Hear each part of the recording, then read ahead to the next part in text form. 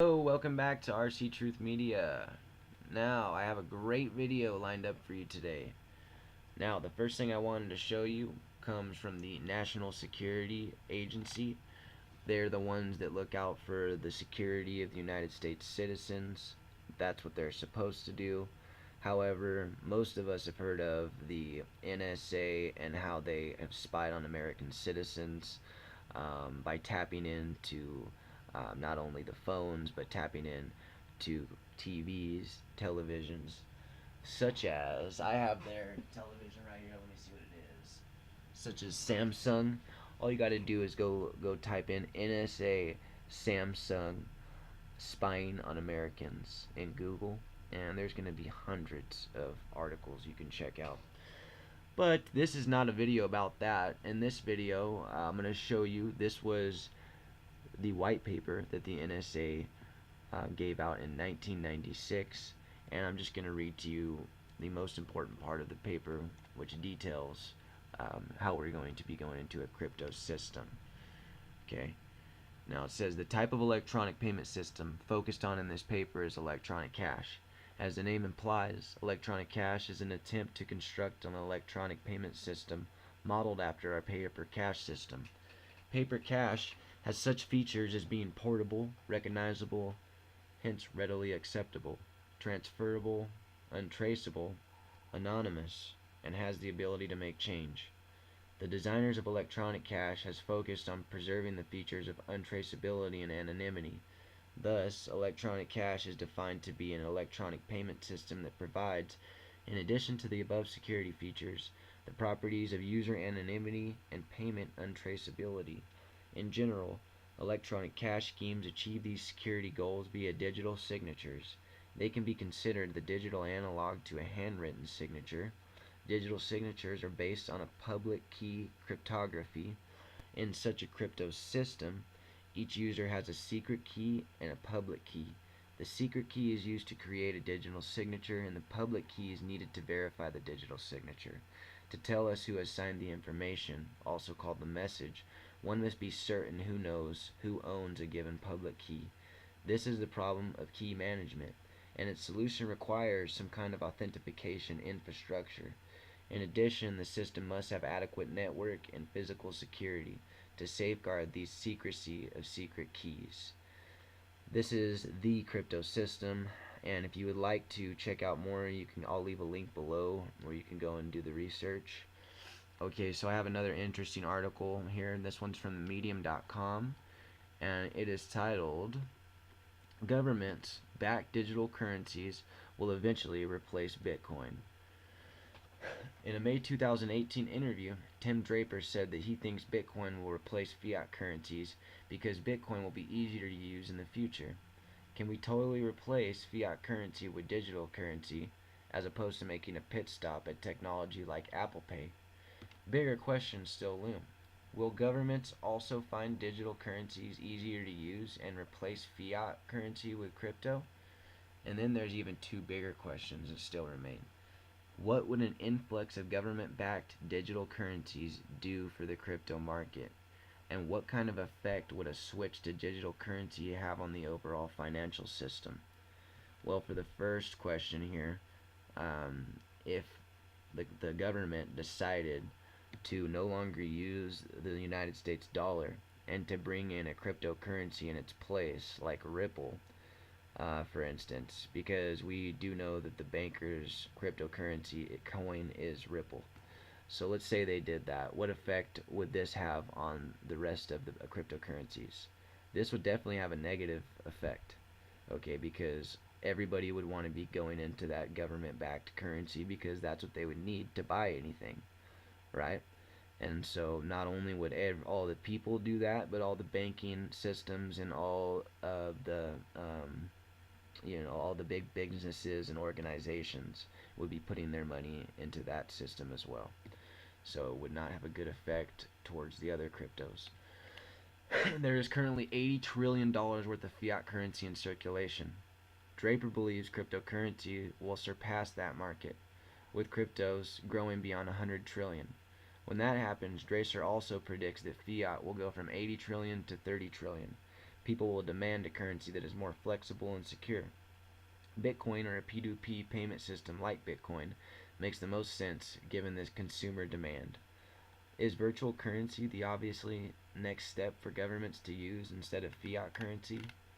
I absolutely believe it is. Of course, this won't happen overnight. Draper predicts about 10 to 15 more years for the cryptocurrency markets to reach 100 trillion. Is this prediction even plausible? Can cryptocurrencies grow nearly 250 times the current market value to become stronger than fiat currency based purely on ease of use?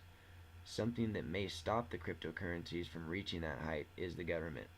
If governments begin to develop cryptos to replace fiat-backed cryptocurrency, then this would leave the entire cryptocurrency market in an uncertain state.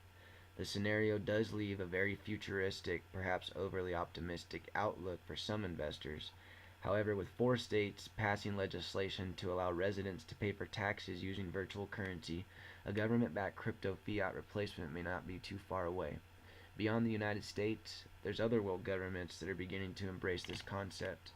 An MIT article explained how the number of cash transactions had gone down from 15% from 2016 and 2017. This is even less staggering than the 40% drop in fiat currency transactions since 2010. This makes Draper's point from earlier even stronger. People are definitely moving away from fiat currency.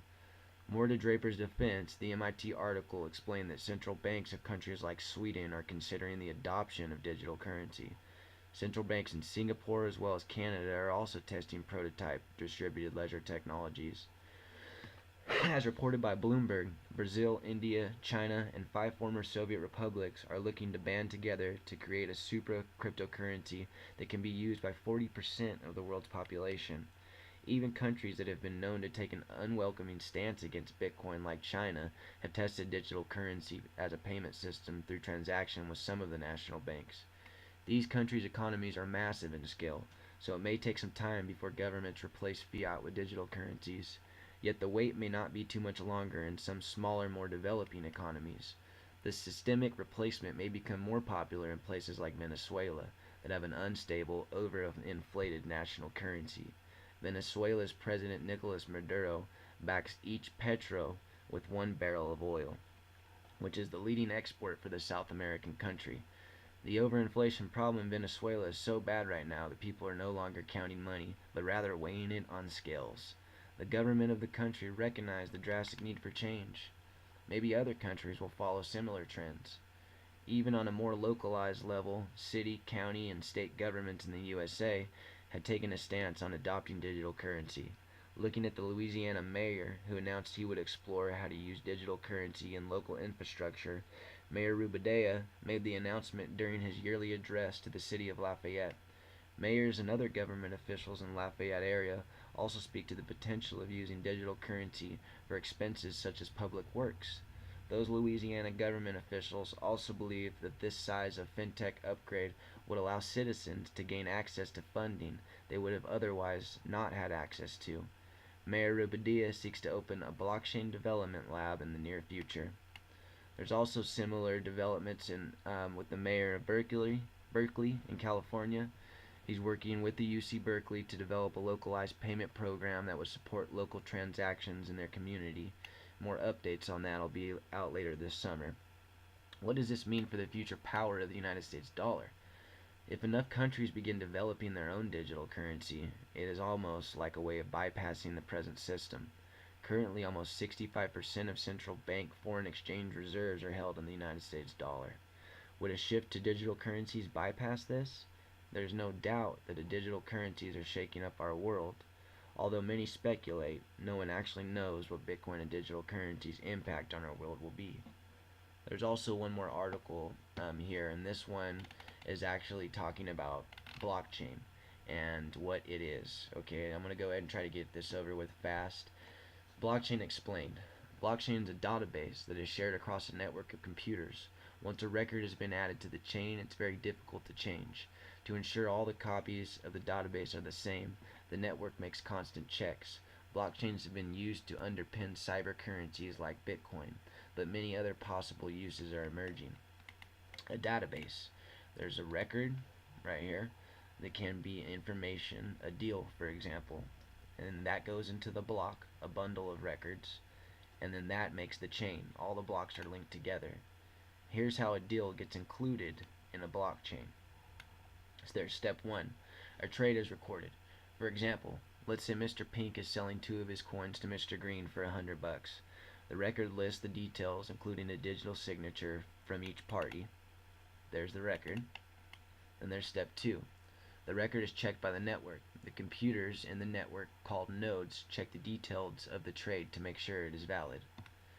The record is accepted. Step 3. The records that the network accepted are added to a block. Each block contains a unique called a hash. It also contains the hash of previous block in the chain. Step 4. The block is added to the blockchain. The hash codes connect the blocks together in a specific order. Crypto beyond cryptocurrency. There's a lot that the blockchain does. First, let's talk about hashes. Hash codes are an example of an encryption, which is a way to scramble the contents of any file so that only those with a digital key can decode it. Let's take a closer look at 2 important characteristics of hash codes. First, hashes are created by a math function that takes digital information and disguises it as a code of letters and numbers, which is always the same length. For example, the first tweet from Jack Dorsey was much shorter than War and Peace by Leo Tolstoy, but they would generate hashes of the same length. Makes sense, right? There's a sample right there. Second, any change to the original input will generate a new hash. So if someone decided to delete just 1 comma, it would show up because the hash would change. The changed hash breaks the chain. The next block in the chain still has the old hash. So to restore the chain, a hacker would have to recalculate that, and the next, and so on. Recalculating all those hashes would take an enormous amount of computing power. And so that's basically why it's unhackable system, the blockchain. The computers in the network, unlike traditional ledgers, a blockchain database is decentralized and has no masters. Centralized network authority is held by a central node, right? That's what happens in centralized network. But a decentralized network, all the nodes can access the information and compete to be the next to add to the database. Permission to join. Without centralized control of a network, trust is a problem. One's answer is to only let people you know, such as company employees, join in, but blockchains such as the Bitcoin network are open to anyone. Members are anonymous. There is no way to know if they are trustworthy. To resolve this and build trust, these blockchains set tests for the computers that seek to join and add records to the chain. The tests are called consensus models. Reaching a consensus, the test required network members to prove themselves. Some examples. To add a block to the chain, nodes must demonstrate that they have done work by solving an increasingly difficult computational puzzle. This process, called mining, uses a lot of computer power. In return for their work, members can receive rewards, tokens for instance, or bitcoins. Then there's the proof of stakes. Participants buy tokens which allow them to join the network. The more tokens they have, the more they can mine. Okay?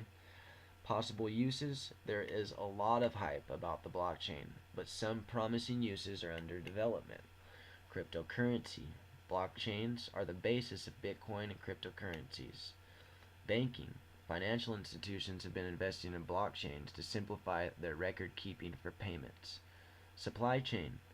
Recording trades on a blockchain offers a way to check the history of a product.